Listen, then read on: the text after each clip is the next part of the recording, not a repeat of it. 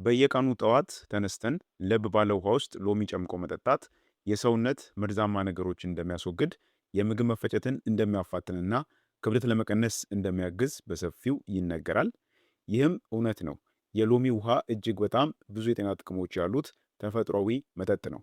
ነገር ግን ሁሉም ጤናማ የተባለ ነገር ለሁሉም ሰው እኩል አይስማማም። ልክ እንደ ማንኛውም ተፈጥሯዊ መፍትሄ ሁሉ የሎሚ ውሃም ለአንዳንዶች ጠቃሚ ሲሆን፣ ለሌሎች ግን በተለይ በባዶ ሆድ ሲወሰድ ጤናቸውን አደጋ ላይ ሊጥል ይችላል። ስለሆነም ዛሬ በዚህ ቪዲዮ በጠዋት ተነስተው የሎሚ ውሃ በፍጹም መጠጣት የሌለባቸውን 7 ሰዎች እናም ደግሞ ሳይንሳዊ ምክንያቶቹንም በዝርዝር እንመለከታለን። ስለሆነም እስከ ቪዲዮ መጨረሻ ድረስ አብራችሁን ቆዩ። መልካም ቆይታ ይሁንላችሁ። በቅድሚያ የሎሚ ውሃ በየቀኑ ጠዋት ላይ መጠጣት ለምን ያህል እንደሚመከርና ጥቅሞቹም ምን እንደሆነ በአጭሩ እንመልከት። በመጀመሪያ ደረጃ ሎሚ በውስጡ ከፍተኛ የሆነ የቫይታሚን ሲ እና አንቲኦክሲደንት ይዘት አለው። ይህ ማዕድን በሽታ የመከላከል አቅማችንን በከፍተኛ ሁኔታ ከማጠናከሩ ባለፈ ቆዳችን የኮላጅን ምርትን እንዲጨምር በማድረግ የፊት ጥራትና ወጣትነትን ለመጠበቅ ይረዳል። በሁለተኛ ደረጃ የሎሚ ውሃ ለምግብ መፈጨት ስርዓት ትልቅ እገዛ ያደርጋል። ጠዋት ለብ ባለ ውሃ በሚወሰድበት ጊዜ ጉበታችን ይበልጥ እንዲነቃቃና መርዛማ ነገሮችን ከሰውነት እንዲያስወግድ ያግዘዋል። በተጨማሪም በሎሚ ውስጥ የሚገኘው ሲትሪክ አሲድ የኩላሊት ጠጠር እንዳይፈጠር የማሟሟትና የመከላከል ከፍተኛ አቅም አለው። ብዙዎቹ የሎሚ ውሃን የሰውነት ክብደት ለመቀነስና የሜታቦሊዝም ፍጥነትን ለመጨመር እንደ ዋነኛ የጠዋት መጠጥ ይጠቀሙበታል። አሁን በቀጥታ ወደ ዋናው የቪዲዮ ሐሳብ የምናልፍ ይሆናል። እሱ ምንድነው? ጠዋት ላይ በባዶ ሆድ የሎሚ ውሃን መጠጣት የሌለባቸው ሰዎች የትኞቹ ናቸው የሚለውን በመቀጠል እንመለከታለን። አንደኛ፣ የጨጓራ ቁስለትና የጋስትራይተስ ህመምተኞች። የመጀመሪያዎቹ ሰዎች የሎሚ ውሃን በባዶ ሆድ መጠጣት የሌለባቸው የጨጓራ ቁስለት ወይንም ከባድ የጋስትራይተስ ህመም ያለባቸው ሰዎች ናቸው። ሎሚ በተፈጥሮ ከፍተኛ የሆነ የሲትሪክ አሲድ ይዘት አለው። ይህም አሲድ ወደ ሆዳችን ሲገባ ቀድሞውኑ የቆሰለውን ማለትም የተበላውን ወይንም ደግሞ ያበጠውን የጨጓራ የውስጠኛውን ግድግዳ ይበልጥ ያስቆጠዋል። በተለይም ጠዋት በባዶ ሆድ ምንም አይነት ሌላ ምግብ ሳይኖር የሎሚ ውሃ መጠጣት በጨጓራ ውስጥ ያለውን የአሲድ መጠን በከፍተኛ ሁኔታ ስለሚጨምረው የጨጓራ ማቃጠልን፣ ቁርጠትና ማቅለሽለሽን እናም ከባድ ስቃይን ወዲያውኑ ሊቀሰቅስ ይችላል።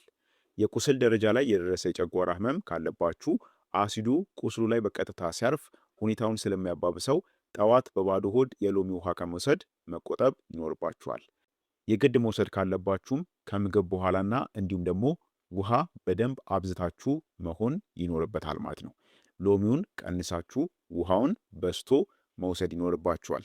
ነገር ግን የሚመከረው የጨጓራ ህመምና ማንኛውም ቁስለት ያለበት ሰው የሎሚ ውሃን ፈጽሞ በባዶ ሆድ መጠጣት የለበትም።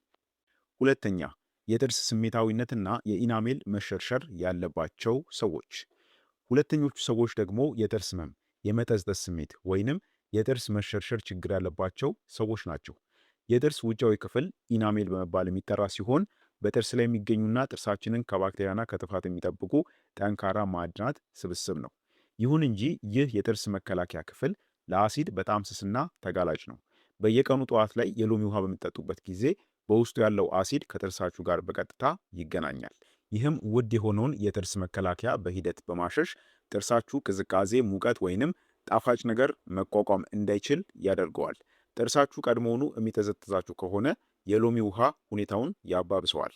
ይህንን ለመከላከል የሎሚ ውሃ በምትጠጡበት ጊዜ በስትሮ መጠጣትና ከጠጣችሁ በኋላ ወዲያውኑ አፋችሁን በውሃ መግመጥመጥ ይኖርባችኋል።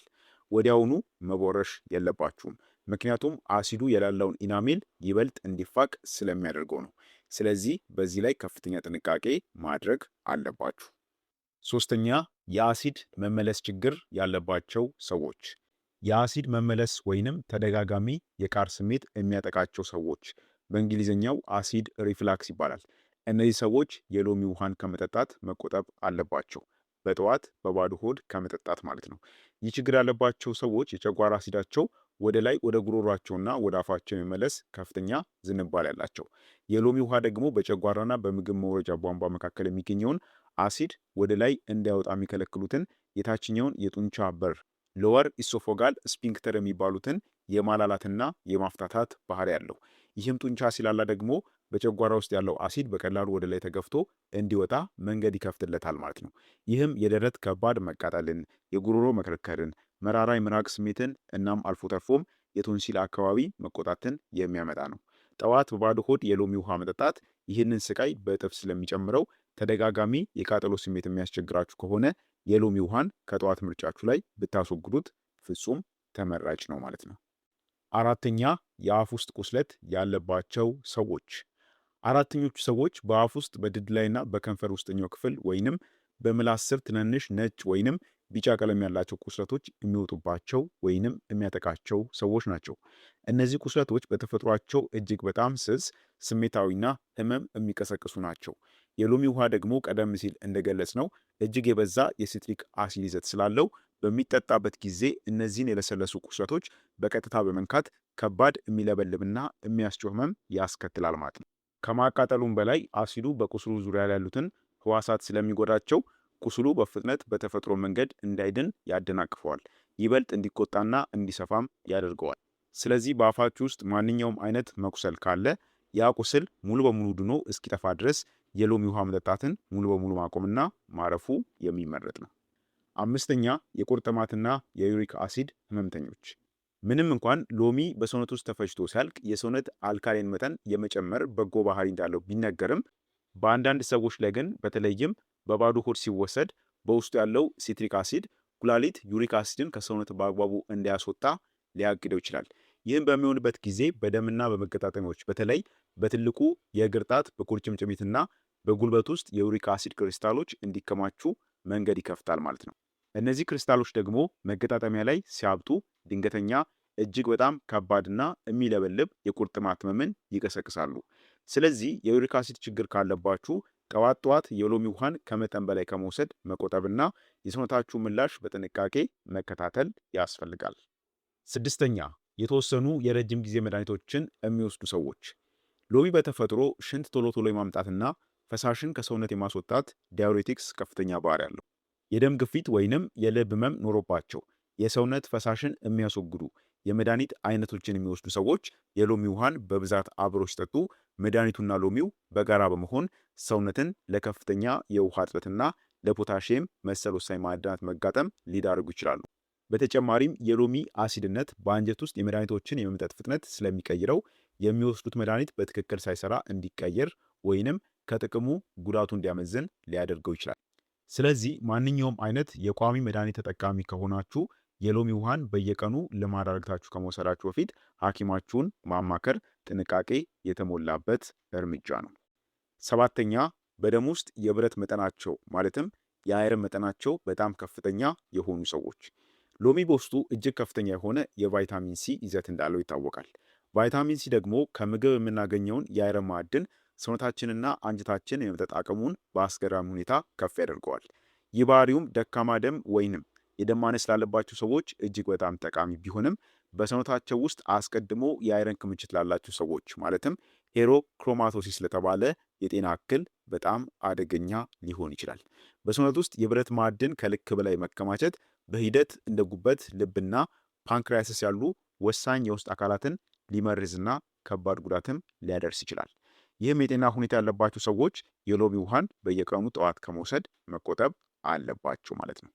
ስለዚህ እንደተመለከትነው እነዚህ ያየናቸው 7 ሰዎች ፈጽሞ በባዶ ሆድ የሎሚ ውሃን መጠጣት የለባቸው ማለት ነው።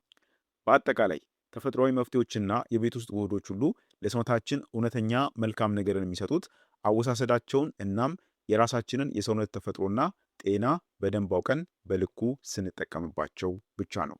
የሎሚ ውሃ ለብዙዎቻችን ምርጥ የቫይታሚን ሲ ምንጭ ነው። የጠዋት ማነቃቂያ ቢሆንም ዛሬ በዝርዝር ላየናቸው 7 ሰዎች ግን ጥቅሙ ከጉዳቱ ሊያንስ ይችላል። የእናንተስ የጠዋት ልማድ ምንድን ነው? የሎሚ ውሃንስ በብዛት ጠዋት በባዶ ሆድ የመጠጣት ልምድ አላችሁ? ሐሳባችሁን እንዲሁም ደግሞ በዚህ ቪዲዮ ላይ ያላችሁን ማንኛውም ጥያቄ ኮሜንት ላይ አስቀምጡልኝ። ለዛሬ ነበረን የጤና ቪዲዮ ይህን ይመስል ነበር።